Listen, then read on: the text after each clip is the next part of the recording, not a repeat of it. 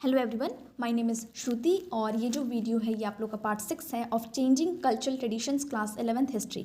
So students, last video में हमने science and philosophy देखा और उसमें अरब्स का कंट्रीब्यूशन देखा। इस वीडियो में हम लोग आर्टिस्ट एंड रियलिज्म के बारे में देखेंगे, साथ ही साथ में आर्किटेक्चर को भी कवर करेंगे। सो स्टूडेंट्स, सबसे पहले देखो यहाँ पर कि जो ह्यूमनिस्ट थे, मैंने आपको पहले बताया ह्यूमनिस्ट कौन है। ह्यूमनिस्ट वो लोग थे जो 15th सेंचुरी में ग्रामर, फिलोसफी, हिस्ट्री इस तरह के सब्जेक्ट पढ़ाते थे। जो ह्यूमनिस्ट थे ना, उन लोगों को लोगों के दिमाग के अंदर ह्यूमनिस्ट आइडियाज़ भरने थे, उनको ट्रांसमिट करना था। तो अब क्या हुआ, फॉर्मल एजुकेशन जैसे कि लॉ, ये सारी चीज़ें तो पढ़ाई जा रही थी, फॉर्मल एजुकेशन तो दी ही जा रही थी, लेकिन इन लोगों ने और भी नए तरीक़ों से इसको आगे बढ़ाया, जैसे कि आर्ट हो गया, आर्किटेक्चर हो गया, बुक्स हो गई, इन चीज़ों के ज़रिए। ठीक है, अब बच्चों यहाँ पर आप एक पेंटिंग देख सकते हो प्रेइंग हैंड्स की। तो सबसे पहले देखो बच्चों, यहाँ पर ड्यूरर की बात करते हैं। ड्यूरर कौन है बच्चों? ये एक पेंटर थे। तो यहाँ पर देखो कि ड्यूरर क्या कहते हैं कि आर्ट जो है ना, यहाँ पर बॉक्स में सोर्स बेस्ड क्वेश्चंस आते हैं, तो आर्ट कहते हैं कि आर्ट जो है ना वो नेचर में है और जो इसे एक्सट्रैक्ट कर सकता है वही सबसे अच्छी पेंटिंग बना सकता है। और अगर आप ज्योमेट्री का भी हेल्प ले सकते हो, आप ज्योमेट्री से भी ये सारी चीज़ें कर सकते हो, लेकिन अगर आपको अपनी चीज़ों को बिल्कुल रियल और बिल्कुल एक कला को अगर आपको सही तरीके से दिखाना है तो आप इमेजिनेशन से, कल्पना से कभी अच्छी पेंटिंग नहीं कर सकते। उसके लिए आपको रियल लाइफ में, जो रियल लाइफ में आपको उसका सामना करना ही पड़ेगा। रियल लाइफ से ही आप चीज़ों को अपने दिमाग में स्टोर करोगे, तभी आप एक अच्छी पेंटिंग बना सकते हो। ठीक है, आप कॉपी कर गए। तो यहाँ पर देखो ये पेंटिंग है प्रेइंग हैंड्स की और इसको बनाया है ड्यूरर ने। यहाँ पर ये इटालियन कल्चर के बारे में हमें बताते हैं कि 16th सेंचुरी में किस तरीके से इटालियन कल्चर में जो मैन है वो डीपली रिलीजियस है। डीपली रिलीजियस का मतलब क्या है कि वो बहुत धार्मिक है वो आदमी। आज भी आप देखोगे तो लोग बहुत धार्मिक हैं, है ना, बहुत सारे लोग। तो उसमें ये आदमी बहुत धार्मिक है, लेकिन उसको अपने एबिलिटी पर कॉन्फिडेंस है कि वो जो उनका हाल है उसको वो बेहतर बना सकते हैं। तो कहीं ना कहीं चीज़ें जो हैं वो चेंज हो रही हैं। पहले की तरह नहीं, अरे मेरा हाल तो यही है, मैं अब कुछ नहीं कर सकती, कुछ नहीं कर सकता, इस तरीके से नहीं। अब वो चीज़ें उसको अपनी एबिलिटी पर भरोसा है। दूसरी चीज़ क्या कि यहाँ पर ये नियर परफेक्शन है ये इमेज, और साथ ही साथ में वर्ल्ड की मिस्ट्रीज़ को, यूनिवर्स की मिस्ट्रीज़ को यहाँ पर अनरेवल करने की बात की गई है। ठीक है, यहाँ पर देखो बच्चों, जो आर्टिस्ट थे ना वो इंस्पायर्ड हुए। किससे इंस्पायर हुए? तो वो हुए पास्ट के वर्क को पढ़ के, पास्ट की जो चीज़ें थी उनको देखकर।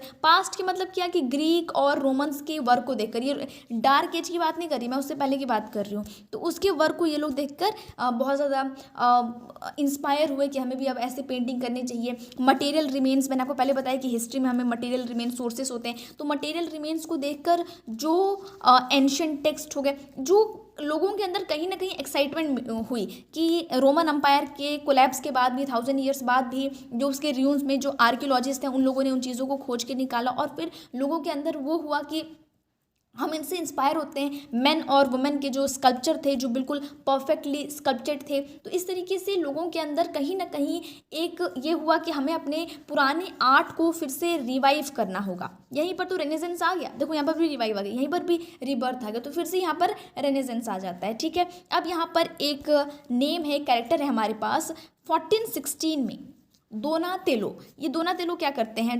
डोनाटेलो इनकी ज़िंदगी 1386 से 1466 तक रही है।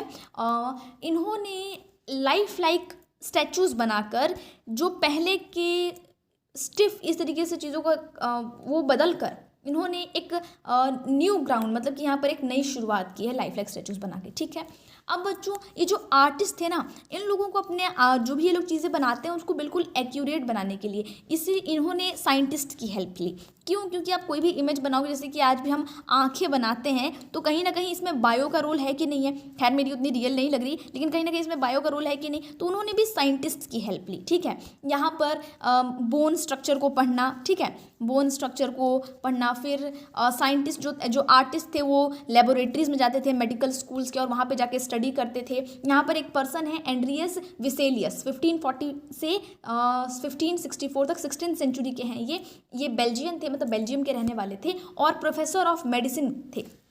He was a professor of medicine, और कहाँ पर थे, यूनिवर्सिटी ऑफ पडुआ में, कहाँ पर है, इटली में है। और ये पहले ऐसे व्यक्ति थे एंड्रियस विसेलियस जिन्होंने पहली बार ह्यूमन बॉडी को डाइसेक्ट किया, और वहीं से ही मॉडर्न फिजियोलॉजी सब्जेक्ट की स्टार्टिंग होती है। ठीक है, अब यहाँ पर बच्चों देख लो, यहाँ पर हमारे सामने है लियोनार्डो दा विंची। ये लियोनार्डो दा विंची है बच्चों, इनका ये खुद का सेल्फ पोर्ट्रेट है, मतलब इन्होंने खुद बनाया है, और इनकी ज़िंदगी 1452 से 1590 तक रही है। और बच्चों इनको ना बहुत सारी चीज़ों में इंटरेस्ट था, बॉटनी में इंटरेस्ट था, एनाटॉमी में इंटरेस्ट था, फिर साथ ही साथ में इनको मैथमेटिक्स में भी इंटरेस्ट था, आर्ट में भी इंटरेस्ट था। इनकी दो सबसे फेमस पेंटिंग्स जिनके बारे में हमने ज़िंदगी में कहीं ना कहीं सुना ही होगा, सबसे पहले बच्चों आप लोग के सामने मोनालिसा आपने देखी भी होगी, दूसरा है the last supper. The last supper में जीसस क्राइस्ट हैं, वो बैठे हैं बहुत सारे अपने लोगों के साथ। तो इस तरीके से कभी सर्च करके उनके बारे में पढ़ना, ठीक है, इन पेंटिंग्स के बारे में। बच्चों इनका एक ड्रीम था कि वो उड़ सके, और उन्होंने बहुत समय तक, सालों तक बर्ड्स को उड़ते हुए ऑब्जर्व किया, और उन्होंने एक फ्लाइंग मशीन भी क्या किया था, उस फ्लाइंग मशीन का भी उन्होंने एक डिज़ाइन किया था। ये सारी चीज़ें बच्चों छोटी छोटी चीज़ें, लेकिन उनको याद रखना, ग्रेट पीपल की बातें हैं, ठीक है। और इन्होंने अपना नाम क्या लिखते थे, Leonardo da Vinci. Leonardo da Vinci का मतलब क्या है, डिसाइपल ऑफ एक्सपेरिमेंट, ठीक है। इसके बाद है बच्चों पेंटर्स जो थे ना, पेंटर्स जैसे जो स्कल्पचर्स थे उनके पास तो चीज़ें थी पहले की, लेकिन पेंटर्स के पास कोई ओल्ड वर्क नहीं था जिससे वो इंस्पायर हो सके। लेकिन फिर भी वो स्कल्पचर्स की तरह उन्होंने कोशिश किया कि वो भी रियलिस्टिकली पेंटिंग कर सके। रियलिस्टिकली मतलब कि चीज़ें जैसे दिखती हैं, कार्टून की तरह नहीं, जैसे चीज़ें दिखती हैं बिल्कुल रियल, वैसे वो लोग पेंट कर सकें, ठीक है।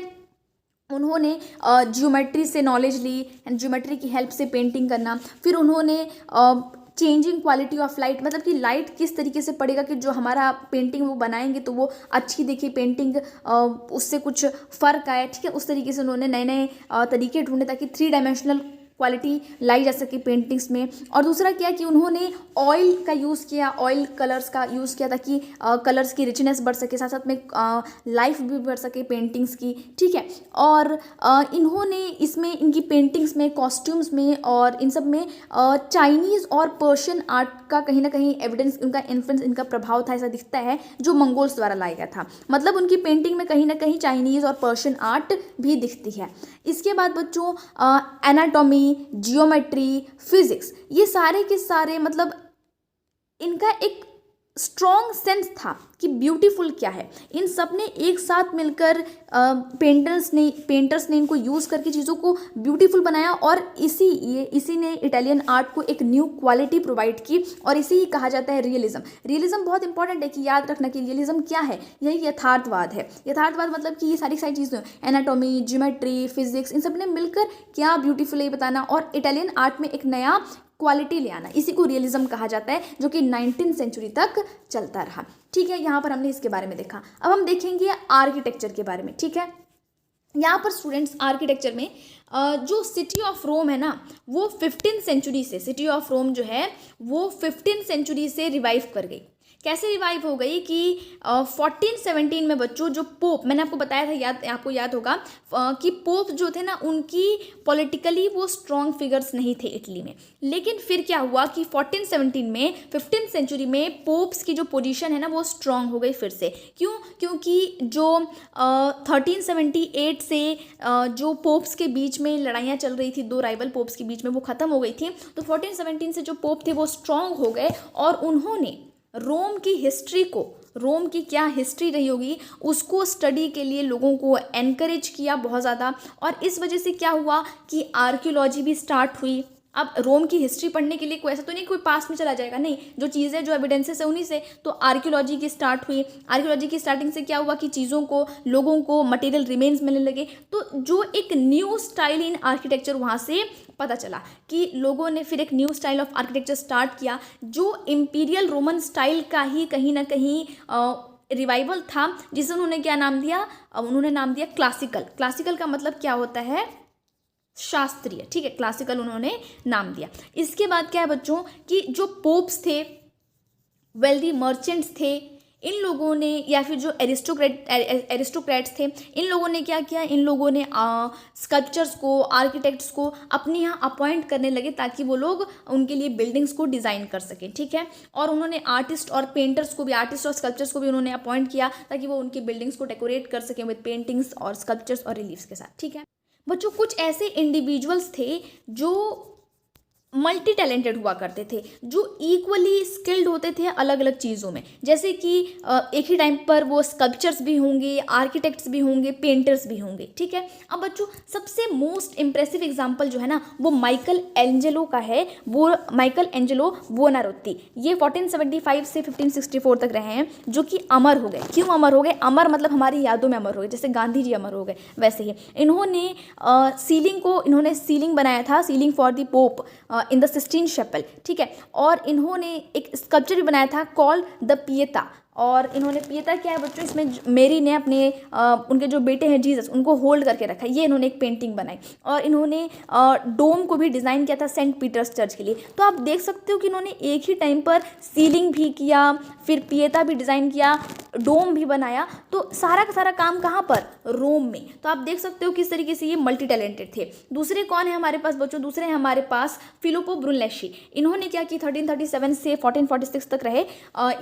देखो इनके याद रखना कि कौन सी इंपॉर्टेंट पेंटिंग्स किसके द्वारा बनाई गई हैं, जैसे कि प्रेइंग हैंड्स ड्यूरर के द्वारा बनाई गई हैं। ये माइकल एंजेलो ने द पिएटा बनाया है। ये बच्चों फिलिप्पो ब्रूनलेस्ची ने क्या बनाया था, इन्होंने स्पेक्टिकुलर ड्यूमो ऑफ फ्लोरेंस, आप इमेज में देख सकते हो, ये इन्होंने बनाया था। और इन्होंने अपनी ज़िंदगी की जो शुरुआत थी वो स्कल्पचर के तौर पर की थी, और इन्होंने इस ड्यूमो को डिज़ाइन किया, कैसे ये आर्किटेक्ट हो गए। तो ये लोग जो थे ना ये मल्टी टैलेंटेड थे। बच्चों एक और रिमार्केबल चेंज था इस टाइम का। क्या वो चेंज था कि अब जो आर्टिस्ट थे, जो आर्किटेक्ट्स थे, अब उनको इंडिविजुअली जाना लगा। अब इंडिविजुअली का क्या मतलब है कि अब ऐसा नहीं है कि अरे इनको तो कोई ग्रुप के पीपल हैं, अरे जो काम करने आ रहे, नहीं, अब इनकी पहचान इंडिविजुअली होने लगी, not as members of a group और अ गिल्ड, ठीक है। तो यहाँ तक आई होप आपको सारी चीज़ें समझ में आई हैं, और इसके बाद हम लोग द फर्स्ट प्रिंटेड बुक्स करेंगे नेक्स्ट पार्ट में। Thank you for watching.